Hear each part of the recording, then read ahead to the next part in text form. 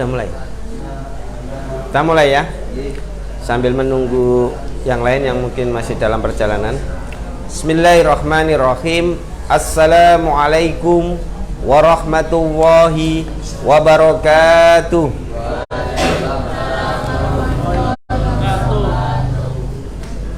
Alhamdulillah, alhamdulillahilladzi anzala sakinata fi qulubil mu'minin liyazdadu imanan ma'a imanihim. Asyhadu an la ilaha illallah wahdahu la syarikalah wa asyhadu anna Muhammadan abduhu wa rasuluhu la nabiyya ba'dah. Raditu billahi rabba wa bil islami dina wa bi Muhammadin nabiyya wa rasulah. Rabbi zidni ilma warzuqni fahma birahmatika ya arhamar rahimin. Alhamdulillah, puja dan bersyukur patutlah kita haturkan kehadirat Allah Subhanahu wa taala yang senantiasa memberikan rahmat dan karunia-Nya kepada kita semua, sehingga sampai malam hari ini kita masih diberikan kenikmatan itu berupa kesehatan, kesempatan dapat melangkahkan kaki kita menuju majelis yang mulia di Panti Asuhan Kiai Haji Ahmad Dahlan. Kedua kalinya salawat serta salam semoga tetap tercurah kepada bimbingan kita Nabi Muhammad sallallahu alaihi wasallam sebagai suri tauladan kita yang telah menunjukkan kita dari jalan kegelapan menuju jalan yang terang benderang, yakni ad-dinul Islam. Dan aku sekalian yang dirahmati Allah Subhanahu wa taala, pada malam hari ini kita akan melanjutkan kajian 100 hadis populer untuk hafalan. Pada malam hari ini kita akan membahas hadis yang ke-85. Seluruhnya diperhatikan kitabnya, akan saya bacakan matan beserta penjelasannya. Bismillahirrahmanirrahim. An ba'di azwajin Nabi sallallahu alaihi wasallam, anin Nabi sallallahu alaihi wasallam qala man ata arafan fasalahu an say'in lang tuqbal lahu salatun arba'ina lailatan. Rawahu Muslim. An ba'di azwajin Nabi sallallahu alaihi wasallam, dari sebagian istri Nabi sallallahu alaihi wasallam, anin Nabi sallallahu alaihi wasallam, dari Nabi sallallahu alaihi wasallam, qala, beliau bersabda, man ata arafan, ya, barang siapa yang mendatangi araf. Araf itu dalam bahasa Arab itu bermakna orang yang mengetahui masa yang akan datang. Jadi dukun itu dibagi menjadi dua, ya. Arafan itu yang akan tahu, dia akan tahu apa yang akan terjadi, ya. Au kahinan, kahin itu orang yang mengetahui apa yang telah lalu, sudah lama, berpuluh-puluh tahun, ya. Dia belum lahir tapi dia tahu. Nah, tahunya itu dari mana? Dari jin. Nah, maka sabda Nabi, fasalahu ansai'in.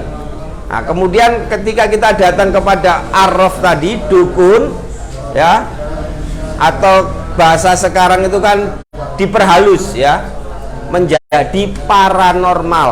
Nah, para itu artinya tidak, normal itu pada umumnya yang normal ini.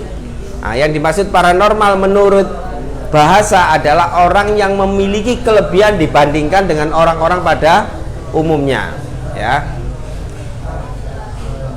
Kemudian ketika kita bertanya kepadanya, maka kata Nabi, lam tuqbal sholatahu, maka tidak akan diterima sholatnya. Di situ menggunakan kata lam, berarti pasti, ya, pasti tidak akan diterima sholatnya.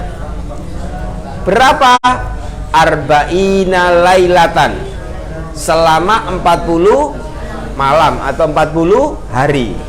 Nah, jadi kalau kita kemudian datang ke paranormal, ke orang pintar menurut orang sekarang, ya, maka ketika kita bertanya sesuatu tentangnya, bertanya saja, ya, bertanya saja, itu sholat kita 40 hari 40 malam itu tidak diterima. apalagi kemudian membenarkan. Nah, maka di hadis lain dikatakan fasaddaqahu, ketika kita membenarkan ucapan arraf ataupun kahin, faqad kafara bima unzila ala Muhammad, maka sungguh dia telah berbuat kekufuran, dia telah melakukan sebuah kekafiran dengan apa yang diturunkan oleh Nabi Muhammad. Nah, itu sabda Nabi. Jadi kalau kemudian kita mendatangi dukun, bertanya tentang sesuatu, kemudian membenarkan jawabannya, oh ya bener ya cari ini ya, nah, maka itu kata Nabi, faqad kafara bima unzila ala Muhammad, sungguh dia telah ingkar terhadap apa yang diturunkan kepada Nabi Muhammad. Nah, jangan sampai kemudian itu sampai kepada diri kita ya. Kita datang kepada dukun, kita datang kepada paranormal karena permasalahan kita. Karena memang dalam kondisi saat ini banyak orang yang berpikir praktis. Bagaimana caranya mendapatkan rizki, bagaimana caranya cepat menyelesaikan masalah. Tetapi dia tidak ingin prosesnya, dia ingin hasilnya, dia ingin instan, dia ingin cepat. Maka dia punya cara, punya wasilah dengan mendatangi dukun ya. Berapa banyak kasus perdukunan di Indonesia ya, mulai dari hal yang kecil sampai terjadinya pembunuhan ya. Yang terbesar adalah Dimas Kanjeng ya. Dimas Kanjeng itu dia dikatakan bisa menggandakan uang, tapi akhirnya apa? Para korban ketika menaruh, mungkin ketika taruh 5 juta bisa menjadi 10 juta, bisa dia, karena dia punya modal yang 5 juta uangnya Dimas Kanjeng, asli, dites asli. Tapi ketika orang menaruh 50 juta maka uangnya hilang, dan korbannya bukan satu tapi banyak. Nah, ketika besar nilai nominalnya sampai 200 juta, akhirnya apa? Korbannya diracun, diberi kopi diracun. Nah, setelah mati diapakan? Ditanam di belakang rumah. Nah, itu baru terkuak ketika Dimas Kanjeng tertangkap. Nah, masih banyak kasus-kasus lain yang kemudian belum tertangkap ya.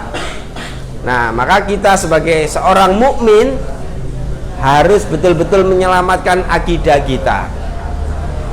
Jangan sampai datang ke dukun ya. Datang bertanya saja, lam tuballahu sholatun arba'ina lailatan.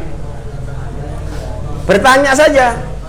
Nah, kalau kemudian membenarkan jawaban dari sang dukun, faqad kafara bima unzila ala Muhammad, maka sungguh dia telah kafir, dia telah ingkar terhadap apa yang diturunkan kepada Nabi Muhammad. Yang diturunkan apa? Adalah wahyu, adalah dinul Islam. Nah, maka jangan sampai kemudian akidah kita rusak gara-gara kita datang kepada dukun ya. Semoga kita semua bisa mengambil hikmah dari hadis ini untuk menyelamatkan akidah kita di tengah peliknya permasalahan yang ada. Tidak berpikir praktis, tetapi kita sandarkan permasalahan ini kepada Allah Subhanahu wa taala. Setelah usaha yang maksimal, baru kemudian kita bertawakal ya. Usaha dulu maksimal, jangan kemudian ada masalah kemudian sudahlah pasrahkan pada Allah tanpa adanya usaha ya. Tidak demikian seorang mukmin. Berusaha semaksimal mungkin, baru setelahnya kita pasrahkan kepada Allah Subhanahu wa taala ya. Faida azamta fatawakkal 'ala Allah. Kamu sudah memiliki tekad yang bulat, semangat yang tinggi, usaha maksimal, baru kemudian kita pasrahkan seluruhnya kepada Allah Subhanahu wa taala. Semoga kita yang hadir di sini bisa menjaga akidah kita agar tidak terkontaminasi, tidak terkena virus yang bisa merusak akidah itu menjadi kufur, menjadi ingkar, sehingga amal ibadah kita diterima Allah Subhanahu wa ta'ala, khususnya sholat ya, karena masih dekat dengan bulan Rajab, di mana bulan Rasulullah Shallallahu Alaihi Wasallam Isra Mi'raj adalah perintah sholat. Nah, itu adalah suatu perintah yang penting. Maka jangan sampai sholat kita tidak diterima karena kita datang kepada dukun. Semoga kita semua bisa mengamalkan amalan-amalan sohiha yang sesuai dengan Al-Quran dan As-Sunnah.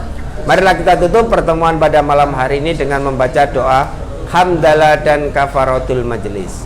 Alhamdulillahirabbil alamin. Subhanakallahumma wa bihamdika asyhadu an la ilaha illa anta astaghfiruka wa atubu ilaik. Akhirul kalam, nun wal qalami wa ma yasturun. Wassalamualaikum warahmatullahi wabarakatuh.